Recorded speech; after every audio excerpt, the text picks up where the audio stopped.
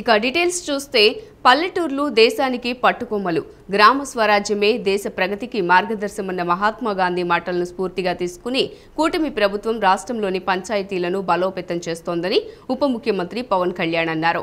పంచాయతీరాజ్ గ్రామీణాభివృద్ధి శాఖ మంత్రిగా బాధ్యతలు తీసుకున్న తర్వాత పలుమార్లు అధికారులతో సమీక్ష నిర్వహించిన తర్వాత 3 కీలక నిర్ణయాలు తీసుకున్నట్లు పవన్ వెల్లడించారు. ఆంధ్రప్రదేశ్ సచివాలయం ఉన్నతాధికారులతో ఉప ముఖ్యమంత్రి పవన్ కళ్యాణ్ సమీక్ష నిర్వహించారు. పంచాయతీలు, సర్పంచుల వ్యవస్థ బలోపేతం చేసేందుకు కూటమి ప్రభుత్వం కట్టుబడి ఉందని డిప్యూటీ సీఎం పవన్ కళ్యాణ్ స్పష్టం చేశారు. కీలకమైన గ్రామీణ వ్యవస్థకు జీవం పోయాలన్నదే తమ ప్రభుత్వ తపన అని తెలిపారు. గ్రామ సభల నిర్వహణ, జల్ జీవన్ మిషన్ నిధుల వ్యయంపై పల్స్ సర్వే చేస్తున్నామని అన్నారు. స్వాతంత్ర్యం, గణతంత్ర వేడుకల నిర్వహణకు పంచాయతీలకు నిధులు పెంచామని తెలిపారు.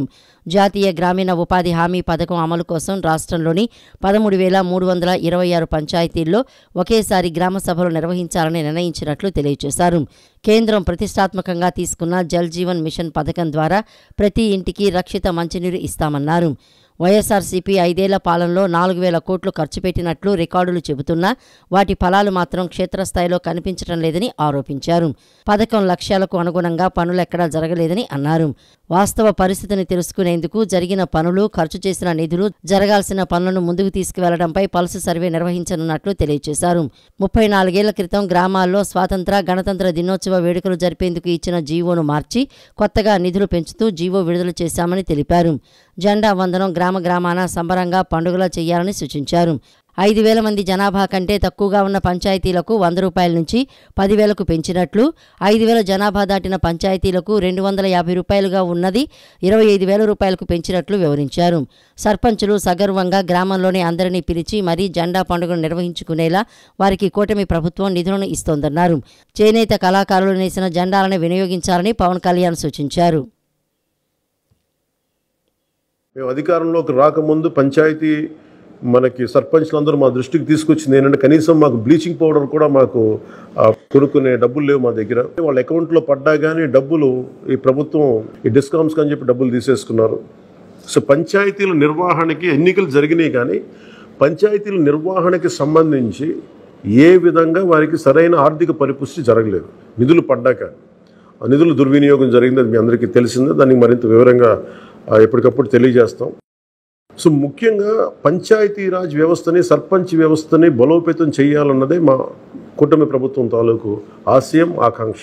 దాంట్లో భాగంగా ఇప్పటిదాకా గత 30 సంవత్సరాలుగా, గత 1990 నుంచి ఇప్పటిదాకా ఎప్పుడు మన 15 ఆగస్టు పండుగ జరపడానికి ఇప్పటిదాకా నిధులు ఇప్పుడు సమకూర్చలేదు.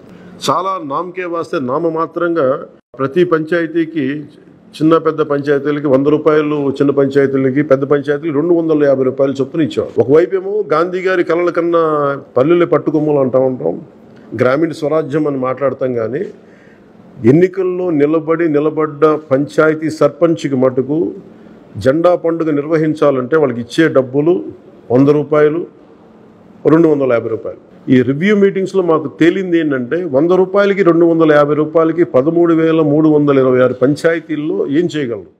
రాష్ట్రానికి 14 లక్షల కోట్ల అప్పులున్నాయని, అయినా సంపద సృష్టిస్తా, హామీలు అమలు గ్యారంటీ నాది అన్న ఎన్నికలప్పుడు చెప్పిన చంద్రబాబు అధికారంలోకి వచ్చాక రాష్ట్రం బాధ్యత ప్రజలదేనంటూ హామీల నుంచి తప్పించుకునే ప్రయత్నం చేస్తున్నారని, ఇది పచ్చి మోసం కాదా అని వైకాపా అధినేత జగన్మోహన్ రెడ్డి శనివారం ఎక్స్ వేదికగా ప్రశ్నించారు.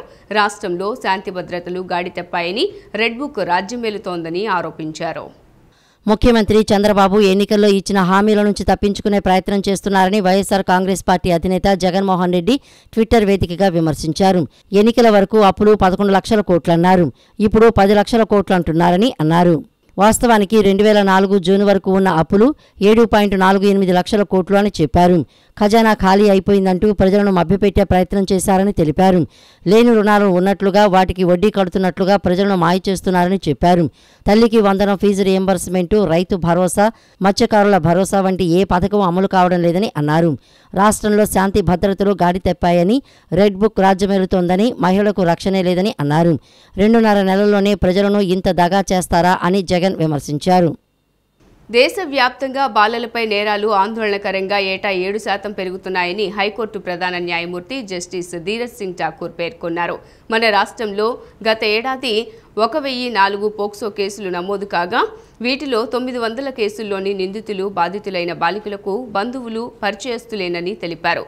పోక్సో చట్టం అమల్లో ఉన్నా నేరాలు తగ్గడం లేదని, ఈ చట్టానికి సవరణలు చేసి కఠిన శిక్షలు చేర్చాలని, వాటిపై ప్రజల్లో అవగాహన కలిగించాలని పేర్కొన్నారు. గుంటూరు కలెక్టరేట్లోని శంకరన్ హాల్లో హైకోర్టు రాష్ట్ర ప్రభుత్వం ఆధ్వర్యంలో నిర్వహించిన దివ్యాంగ పిల్లల హక్కుల పరిరక్షణ సదస్సులో ముఖ్య అతిథిగా పాల్గొన్న హైకోర్టు ప్రధాన న్యాయమూర్తి జస్టిస్ ధీరజ్ సింగ్ ఠాకూర్ కీలకోపన్యాసం చేశారు.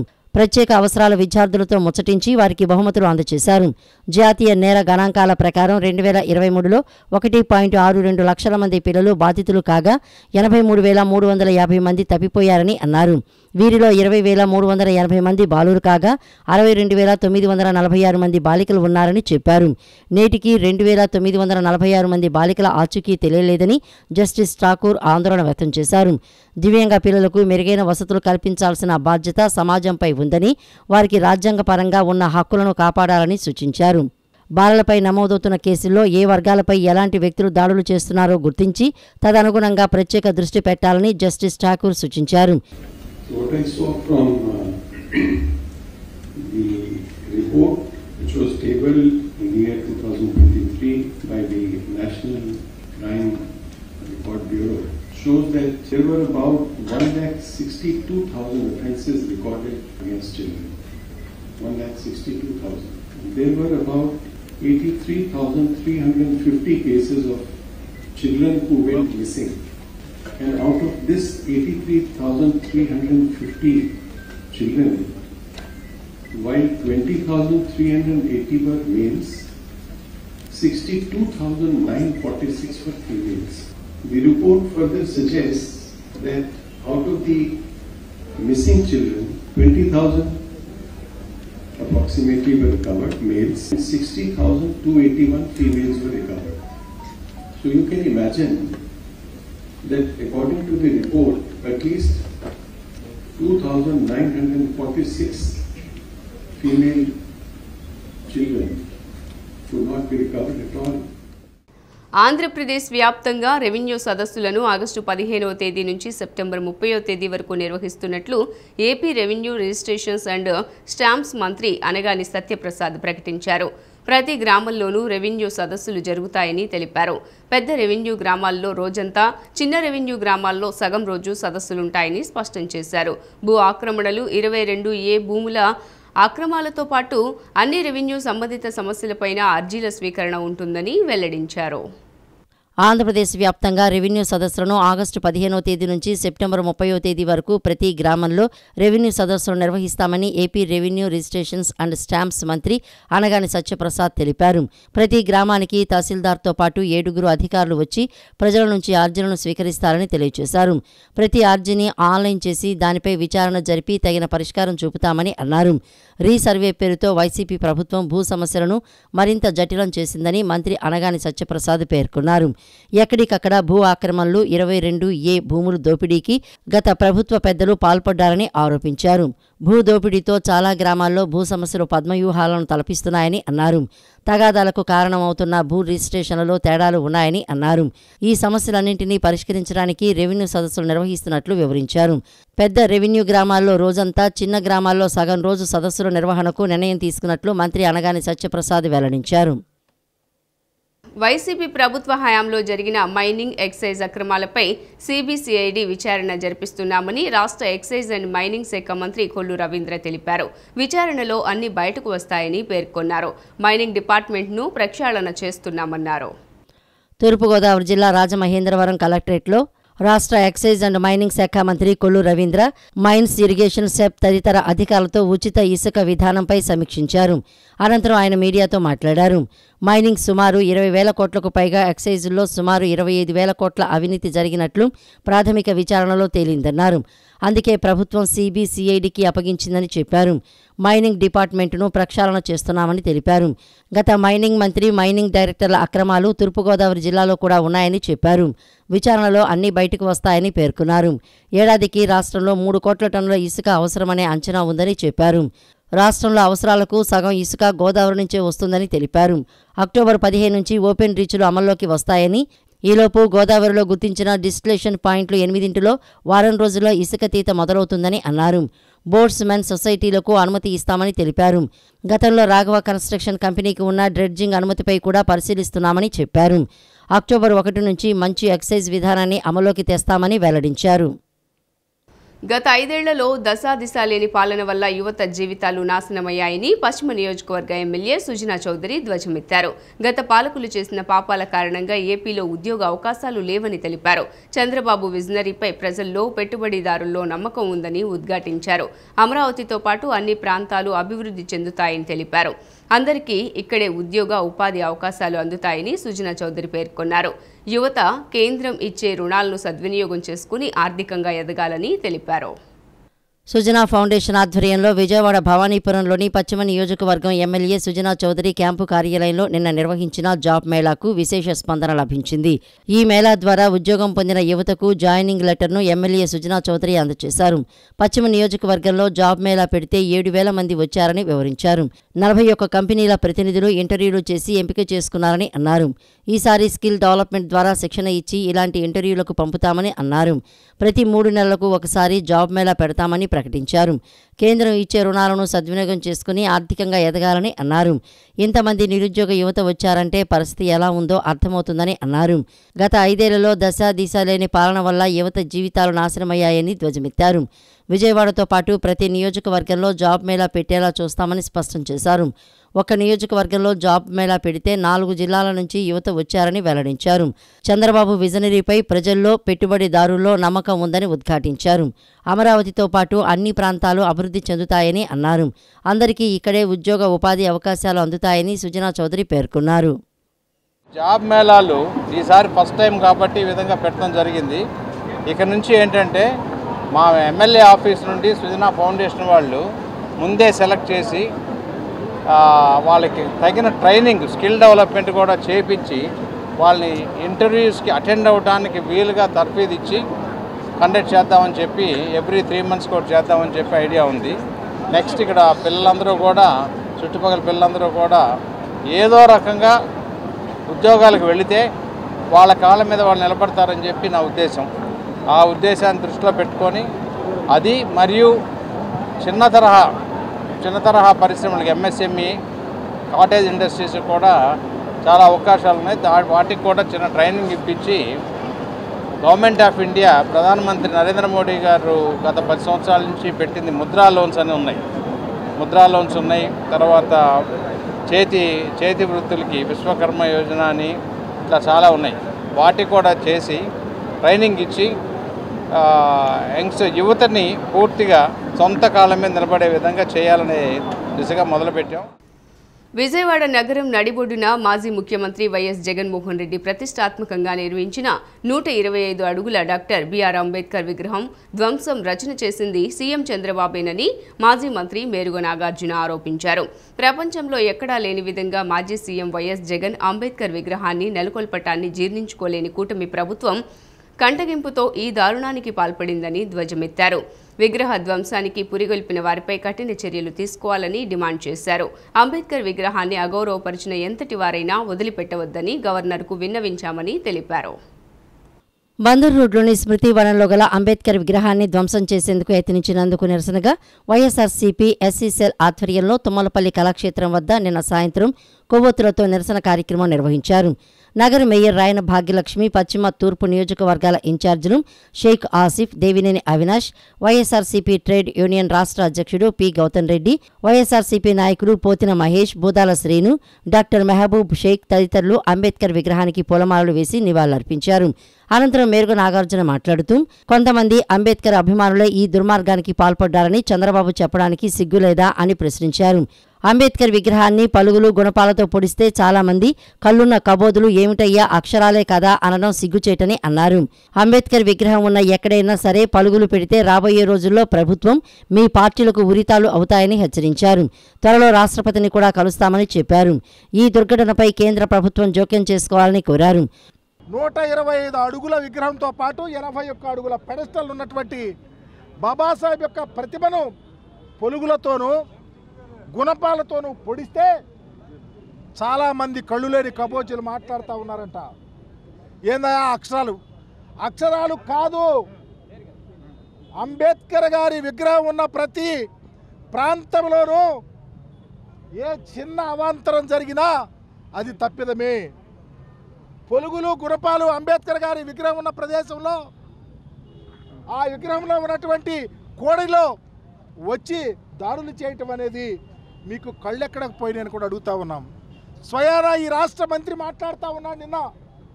కొంతమంది అంట అంబేద్కర్ గారిని ప్రేమించే వాళ్ళు తీశారంట. ఏమయ్యా నీకు సిగ్గెట్లా లేదని అడుగుతా ఉన్నా.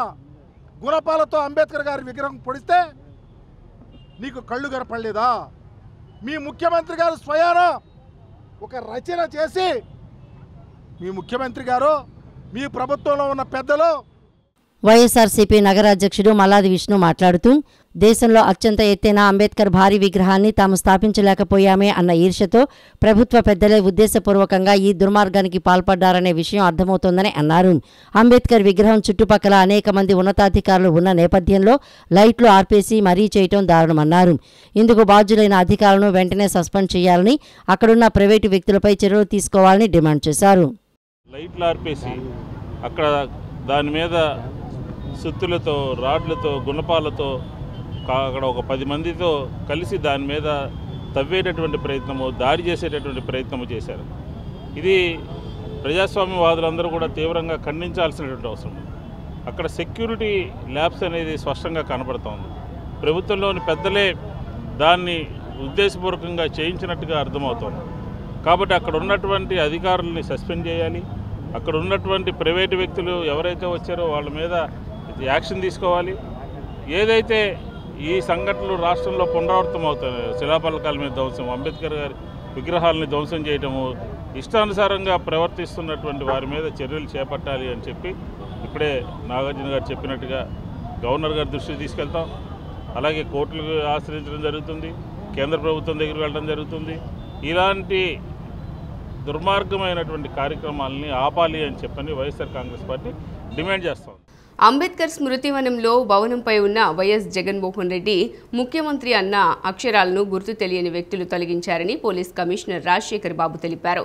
ఈ మేరకు శనివారం ఒక ప్రకటన విడుదల చేశారు. అక్షరాలను తొలగించిన ఘటనపై విచారణ కొనసాగుతోందని తెలిపారు. దీన్ని కొంతమంది వక్రీకరిస్తున్నారని, అంబేద్కర్ విగ్రహాన్ని ధ్వంసం చేసి అవమానపరిచారని ప్రచారం చేస్తున్నారని తెలిపారు. సామాజిక వర్గాలను, దళిత సంఘాలను రెచ్చగొట్టడానికి కొందరు చేస్తున్న దుష్ప్రచారాన్ని నమ్మవద్దని సిపి విజ్ఞప్తి చేశారు. హంతకులకు నాయకుడు జగన్మోహన్ రెడ్డి అని, అంబేద్కర్ విగ్రహం కింద ఆయన పేరు ఉండటాన్ని దళిత సమాజం జీర్ణించుకునే పరిస్థితిలో లేదని టీడీపీ అధికార ప్రతినిధి మహాసేన రాజేష్ వ్యాఖ్యానించారు. విజయవాడ నగరంలో పెట్టిన అంబేద్కర్ విగ్రహం పీఠం మీద జగన్ పేరును గుర్తు తెలియని వ్యక్తులు తొలగించడాన్ని టీడీపీ నేతగా ఖండిస్తున్నానని, కానీ దళిత నేతగా హర్షిస్తున్నానని రాజేష్ అన్నారు. మంగళగిరిలోని టీడీపీ కేంద్ర కార్యాలయంలో ఆ పార్టీ అధికార ప్రతినిధి మహాసేన రాజేష్ విలేకరులతో మాట్లాడారు. వైసీపీ ఎమ్మెల్సీ దువ్వాడ శ్రీనివాస్కు స్నేహితురాలనంటూ ఒక మహిళ బయటకు వచ్చారు. దువ్వాడ తనతో కలిసి ఉంటున్నట్లు ఆమె తన మాటల్లోనే చెప్పారు. మాజీ మంత్రి అంబటి రాంబాబు ఒక మహిళతో తప్పుడు మాటలు మాట్లాడుతూ దొరికిపోయారు. మాజీ ఎంపీ గోరంట్ల మాధవ్ ఒక మహిళతో న్యూడ్ వీడియోలో కాల్తో పట్టుబడ్డారు. ఇలాంటి వారందరికీ వైసీపీ అధ్యక్షుడు జగన్ రెడ్డి నాయకుడు. డ్రైవర్ను చంపి శవాన్ని డోర్ డెలివరీ చేసిన ఎమ్మెల్సీ అనంతబాబుకు, బాబాయిని లేపేసిన కడప ఎంపీ అవినాష్ రెడ్డికి, డాక్టర్ సుధాకర్ను రోడ్డు మీద ఈడ్చి లాక్కి వెళ్లి చనిపోయేలా చేసిన మాజీ ఎమ్మెల్యే పెట్ల గణేష్ వంటి వారందరికీ కూడా పెద్ద డాన్ జగన్. గంజాయి డాన్ జక్కంపూడి, బియ్యం డాన్ ద్వారంపూడి వంటి వారందరికీ కూడా జగనే నాయకుడు. జగన్ రెడ్డి ముందు ఫ్లాబో ఎస్కోబార్ కూడా పనికిరాడు. వివేకాను చంపిన వాళ్ల పేర్లు ఆయన విగ్రహం కింద వేయటం ఎంత పాపమో, దళితులను కాలి కింద తొక్కి చంపిన జగన్ పేరు అంబేద్కర్ విగ్రహం కింద వేయటం కూడా అంత పాపమని రాజేష్ అన్నారు. ఎవడికో నచ్చలేదు. ఎందుకు నచ్చలేదు అంటే దానికి కూడా కొన్ని కారణాలు ఉంటాయండి. ఇప్పుడు జగన్మోహన్ రెడ్డి అధికారంలోకి వచ్చిన వెంటనే అంబేద్కర్ గారి పేరు విదేశీ విద్యకు తీసేసి జగన్ పేరు పెట్టుకున్నాడు. అలాగే హెల్త్ యూనివర్సిటీకి ఎన్టీఆర్ గారి పేరు తీసేసి వైఎస్ రాజశేఖర రెడ్డి పేరు పెట్టుకున్నాడు. అయితే ఎవడో అమాయకుడు ఒకవేళ గవర్నమెంట్ మారితే ఇలా పేరు తీసేయలేమో, జగన్మోహన్ రెడ్డి పేరు కూడా తీసేసి ఇక్కడ చంద్రబాబు నాయుడు గారి పేరు పెట్టలేమో, ఒకవేళ జగన్మోహన్ రెడ్డి మర్చిపోయారేమో ఈ గవర్నమెంట్ అని చెప్పి ఎవడో పీకి పారేసి ఉంటాడు. అది ఎవరైతే పీకేశారో తెలుగుదేశం పార్టీ నుంచి మేము ఖండిస్తున్నాం. అలాంటి దాన్ని కూడా ఖచ్చితంగా వారి మీద కూడా పార్టీ చర్యలు తీసుకుంటుంది. తెలుగుదేశం పార్టీ అధికార ప్రతినిధిగా నేను ఖండించినా, ఒక దళితుడిగా నేను చాలా ఆనందపడ్డానండి అతను చేసిన పనికి. ఎందుకంటే జగన్మోహన్ రెడ్డి పేరు అంబేద్కర్ గారి కాళ్ళ దగ్గర ఉండటానికి కూడా అతనికి అర్హత లేదండి. ఎందుకంటే జగన్మోహన్ రెడ్డి అనే వ్యక్తి వ్యభిచారులకు నాయకుడు.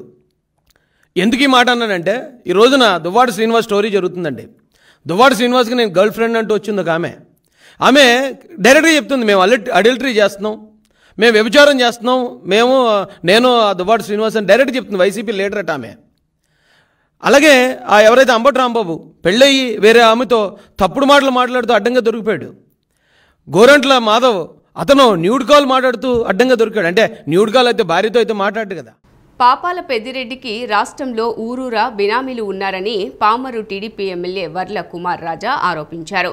కృష్ణా జిల్లా పామరులోనూ ఆయన బినామీలు 5 ఏళ్ల పాటు అడ్డగోలుగా దోచుకున్నారని తెలిపారు. మంగళగిరిలోని టీడీపీ పార్టీ కేంద్ర కార్యాలయంలో ఆయన విలేకరులతో మాట్లాడారు. పామరు వైసీపీ మాజీ ఎమ్మెల్యే కైలే అనిల్ కుమార్ మాజీ మంత్రి పెద్దిరెడ్డికి కృష్ణా జిల్లాలో ఒక బినామీ అని విమర్శించారు.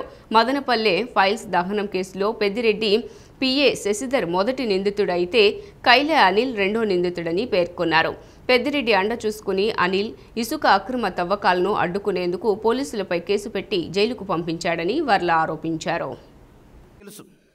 మదనపల్లిలో సబ్ కలెక్టర్ కార్యాలయంలో ఫైల్ దగ్ధం జరిగితే ఆ ఫైల్ దగ్ధం కేసులో ప్రథమ సూత్రధారి పాత్రధారి, అదేవిధంగా ఏదైతే ఈ పెద్దిరెడ్డి గారి పిఏ ఉన్నాడో శశిధర్, ఆయన నెంబర్ 1 అయితే నెంబర్ 2 ఈ ఎమ్మెల్యే కైలా అనిల్ కుమార్ గారిని కూడా నేను తెలియజేస్తున్నా. మాజీ ఎమ్మెల్యే అయ్యప్ప సొసైటీ హైదరాబాద్లోని అయ్యప్ప సొసైటీ ఈ కైలా అనిల్ కుమార్ గారి అపార్ట్మెంట్. అక్కడ ఈ శశిధర్ ఒక తాళం పెట్టుకునే అపార్ట్మెంట్లో రెండో తాళం ఈ అనిల్ కుమార్ గారి చేతిలో. వీళ్ళిద్దరూ కూడా దాదాపుగా 4 సంవత్సరాలు ఈ హైదరాబాదులో నివాసం ఉంటూ హైదరాబాదులో, ఆంధ్ర రాష్ట్రంలో, అదేవిధంగా పామర్ నియోజకవర్గంలో కూడా ఈ పెద్దిరెడ్డి గారికి బినామీలుగా ఉన్నారు అని కూడా మీ అందరికీ తెలియజేస్తున్నా. మచ్చుగ్గా ఒక ఉదాహరణ, కేవలం 5,35,000 వార్షిక ఆదాయం ఉంది నాకు అని ఎఫిడవిట్లో పొందుపరిచారు మాజీ ఎమ్మెల్యే కైలా అనిల్ కుమార్ గారు. విజయవాడ నడిబొడ్డున అంబేద్కర్ విగ్రహంపై ప్రభుత్వ ప్రోద్బలంతోనే దాడి జరిగిందని మాజీ ఎమ్మెల్యే కైలే అనిల్ కుమార్ ధ్వజమెత్తారు. అంబేద్కర్ అంటే సీఎం చంద్రబాబుకు గౌరవం లేదని, అందుకే ఆయన ఇప్పటివరకు విజయవాడలో ఆ స్మృతివనాన్ని సందర్శించలేదని విమర్శించారు. దాడి చేసిన దుండగులను తక్షణమే శిక్షించాలని డిమాండ్ చేశారు. విజయవాడలో అంబేద్కర్ విగ్రహంపై దాడి ఘటనపై రాష్ట్ర ప్రభుత్వం ఇప్పటికీ స్పందించకపోవడం దారుణమని ఎమ్మెల్యే కైలే అనిల్ కుమార్ విమర్శించారు. చివరకు రాజ్యాంగ నిర్మాత విగ్రహానికే రాష్ట్రంలో రక్షణ లేకుండా పోయిందని అన్నారు. తాడేపల్లి పార్టీ కేంద్ర కార్యాలయంలో శనివారం ఆయన మీడియాతో మాట్లాడారు. నిజానికి విజయవాడ స్వరాజ్య మైదానంలో అంబేద్కర్ విగ్రహం ఏర్పాటు చేయడం చంద్రబాబుకు ఏనాడు ఇష్టం లేదని, ఆ స్థలాన్ని ఎవరికో కట్టబెట్టి లబ్ధి పొందాలన్నదే ఆయన ఆలోచనగా తెలిపారు. పామరు ప్రస్తుత ఎమ్మెల్యే కుమార్ రాజా కాదు, వసూల్ రాజా అని కైలే అనిల్ కుమార్ ఆరోపించారు.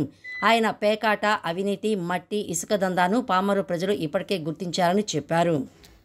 నిజంగా వాళ్ళంతమంది వచ్చి విధ్వంసం చేస్తూ ఉంటే మరి ఎవరు చూడలేదా, లేకపోతే ఈ ప్రభుత్వానికి కనిపించట్లేదా, లేకపోతే ప్రభుత్వం ఏం చేస్తుందో ఒక్కసారి అందరూ కూడా ఆలోచించాల్సిన అవసరం ఉందని చెప్పి కూడా మనం చేస్తా ఉన్నా. రాత్రిపూట ఒక్కసారిగా లైట్లు ఆపి ఏం జరిగింది అనే వ్యవహారం అక్కడ కనీసం స్టాఫ్ ఉంటారు, ఆ స్టాఫ్ కూడా కనీసం పోలీసులకు తెలియజేయలేదని మనం భావించాలా? చాలా మంది చెప్తా ఉన్నారు అక్కడ పోలీసులు కూడా ఉన్నారు, ఈ సంఘటన జరిగిన ఆద్యంతం పోలీసులు పర్యవేక్షిస్తున్నారని చెప్తా ఉన్నారు. అది ఎంతవరకు అది కరెక్టో, ఒకవేళ అలాంటిది జరిగితే ఈ రాజ్యాంగంలో అది ఎంతవరకు సమంజసమో మనందరం కూడా ఒక్కసారి ఆలోచించేయాలి. అదేవిధంగా ఏపీఐఐసి నుంచి ఇంజనీర్లు వచ్చారన్నారు. ఆ ఇంజనీర్లు వచ్చినప్పుడల్లా అక్కడ స్టాఫ్ కనీసం పోలీసులకి తెలియజేస్తే, ఒకవేళ పోలీసులు లేరనే భావిద్దాం, పోలీసులకి తెలియజేస్తే పోలీసులు కూతవేటు దూరంలో ఉన్నప్పుడు రావడం అది పెద్ద ఆలోచించాల్సిన విషయం. ఒకసారి మనందరం కూడా ఆలోచించేయాలి. ముఖ్యమంత్రి చంద్రబాబు ప్రభుత్వం వీఆర్ఓలను రెవెన్యూ డిపార్ట్మెంట్లో కొనసాగించాలని ఆంధ్రప్రదేశ్ గ్రామ రెవెన్యూ అధికారుల సంఘం రాష్ట్ర అధ్యక్షులు కోన ఆంజనేయ కుమార్, రాష్ట్ర ప్రధాన కార్యదర్శి గుడిసె అనుపమ ప్రభుత్వాన్ని కోరారు. గ్రేడ్ సిస్టమ్ తీసేసి అందరికీ డీడీఓ తహసీల్దార్ నియమించాలన్నారు. గత ప్రభుత్వంలా కూడా నూతన ప్రభుత్వం పక్షపాతం లేకుండా తమకు న్యాయం చేయాలని కోరారు. ఆంధ్రప్రదేశ్ గ్రామ రెవెన్యూ అధికారుల సంఘం రాష్ట్ర కార్యవర్గ సమావేశం గాంధీనగర్లోని లేపాక్షి వెనుక ఉన్న రాష్ట్ర కార్యాలయంలో నిర్వహించారు. సమావేశం అనంతరం ఏర్పాటు చేసిన విలేకరుల సమావేశంలో రాష్ట్ర అధ్యక్షులు కోన ఆంజనేయ కుమార్, రాష్ట్ర ప్రధాన కార్యదర్శి గుడిసె అనుపమ మాట్లాడారు. గత ప్రభుత్వంలో వీఆర్ఓలు అన్ని విధాలా నష్టపోయారని, పీఆర్సీలు లేవని అన్నారు. 11 పీఆర్సీలో సీనియర్ అసిస్టెంట్ స్కేల్ ఇంప్లిమెంట్ చేయకుండా నిర్లక్ష్యం చేశారని, నూతన ప్రభుత్వం సీనియర్ అసిస్టెంట్ స్కేల్ అమలు చేయాలని కోరారు. సచివాలయాల్లో వీఆర్ఓలను తొలగించాలని నిర్ణయించిన నేపథ్యంలో తమ పట్టకొట్టకుండా వీఆర్ఓ వ్యవస్థను ఉంచాలని కోరారు. గ్రామ వార్డు సచివాలయ వ్యవస్థ ప్రక్షాళనలో భాగంగా రెవెన్యూ డిపార్ట్మెంట్లో కొనసాగించాలని కోరారు. గ్రేడ్ సిస్టమ్ తీసేసి అందరికీ డీడీఓ తహసీల్దార్ నియమించాలని అన్నారు. వీఆర్ఓలు అందరూ రెవెన్యూ డిపార్ట్మెంట్ ద్వారా చేయవలసిన అన్ని సర్వీసులకు పూర్తి బాధ్యత వహించి ప్రజలకు నిత్యం అందుబాటులో ఉండి ప్రభుత్వ సంక్షేమాన్ని ప్రజలకు చేరవేసేందుకు సిద్ధంగా ఉన్నామని తెలియజేశారు. స్నేహపూరిత వాతావరణంలో ఉద్యోగుల చేత పనిచేయించుకోవాలని సీఎం చంద్రబాబు చెప్పడాన్ని ఆహ్వానిస్తున్నామని చెప్పారు. ఈ సచివాలయ వ్యవస్థ ఏదైతే తీసేద్దాం అనుకుంటున్నారో వారిని కూడా వీఆర్ఓల నుంచి టౌన్లో అనేక వేల మందిని నియమించడం జరిగింది. మరి విలేజ్లో అయితే అందరూ ఉంటారు, గ్రేడ్ 1 వీఆర్ఓస్ ఉంటారు. మరి టౌన్లో అందరూ గ్రేడ్ 2 వీఆర్ఓలు ఎక్కడి నుంచో జిల్లా నలుమూల నుంచి కూడా టౌన్లో వేయడం జరిగింది. వారందరూ పరిస్థితి ఏంటి? దయచేసి ప్రభుత్వం ఆలోచించాలి. వీళ్ళందరినీ పట్టకొట్టకుండా ఏ విధమైన మేము కూడా సచివాలయాల్లో కాకుండా మీరు ఏది పెడితే అది, మీరు 5 పెడతారా 4 పెడతారా, దాంట్లో కూడా మా వీఆర్ఓ వ్యవస్థను ఉండాలని చెప్పి ప్రభుత్వాన్ని కోరుతున్నాం. అలాగే ఇక్కడ మాకేం జరుగుతుందంటే గ్రేడ్ 1 వీఆర్ఓలకి తహసీల్దారు డీడీఓగా ఉన్నాడు. అలాగే రూరల్కి వెళ్ళేటప్పటికి పంచాయత్ సెక్రటరీ డీడీఓగా ఉన్నాడు. అలాగే మున్సిపాలిటీకి వచ్చేటప్పటికి మున్సిపల్ కమిషనర్ డీడీఓ, రకరకాలుగా ఒకే వీఆర్ఓ అనేక రకాల వ్యవస్థల్లో ఉండటం వల్ల వీళ్ళ సంగతి ఏంటి, ప్రమోషన్లు ఏంటి, వీళ్ళ జాబ్ చార్ట్ ఏంటి, ఈ ప్రభుత్వం ఆలోచించి నిర్ణయం తీసుకోవాలని చెప్పి ప్రభుత్వాన్ని కోరుతున్నాం. వీఆర్ఓలు అందరూ వెదర్ గ్రేడ్ 1 ఆర్ గ్రేడ్ 2 అందరూ చేసేది ఒకటే జాబ్ చార్ట్. అందరం 24 గంటలు ప్రభుత్వానికి అందుబాటులో ఉండి ప్రతి ఒక్క విషయంలో కూడా గవర్నమెంట్ ఇచ్చేటువంటి దాదాపు 85% సర్వీసులన్నీ కూడా వీఆర్ఓల డెస్కుల నుంచే వెళ్తున్నాయి. కాబట్టి ఈ గ్రేడ్ సిస్టమ్ అనేది తీసేసి మాకందరికీ కూడా కామన్గా డీడీఓ తహసీల్దార్ని నియమించేసి మమ్మల్ని రెవెన్యూ వ్యవస్థ కింద కొనసాగించాలని చెప్పేసి కోరుకుంటూ ఉన్నాము. అదేవిధంగా 3-4 రోజుల క్రితం సీఎం గారు శ్రీ నారా చంద్రబాబు నాయుడు గారు ఏదైతే చెప్పారో కింది స్థాయి ఉద్యోగులను ఇబ్బంది పెట్టకుండా వాళ్ళ చేత చాకచక్యంగా పనిచేయించుకోవాలని చెప్పేసి పై అధికారులకు ఉన్నతాధికారులకి వారు తెలియజేయడం జరిగింది. సిటీ న్యూస్ ఇంతటితో సమాప్తం. తిరిగి వార్తల్లో మళ్ళీ కలుద్దాం. అంతవరకు సెలవు. నమస్కారం.